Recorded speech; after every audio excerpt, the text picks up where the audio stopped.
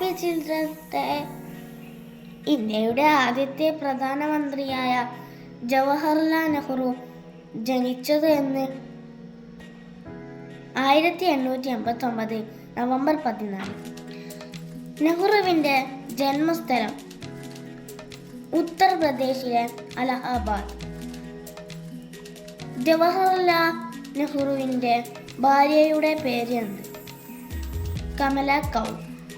നെഹ്റു ആദ്യമായി ഗാന്ധിജിയെ കണ്ടത് ഏത് വർഷം? 1916.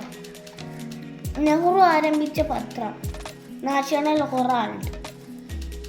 ഇന്ത്യൻ നാഷണൽ കോൺഗ്രസിൻ്റെ ലാഹോർ സെഷന്റെ പ്രസിഡന്റായി നെഹ്റു തിരഞ്ഞെടുക്കപ്പെട്ടത് എന്ന്?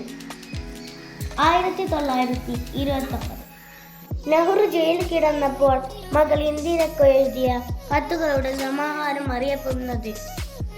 Letters from a father to his daughter. നെഹ്റുവിൻ്റെ ആത്മകഥയുടെ പേര്? സ്വാതന്ത്ര്യത്തിലേക്ക്.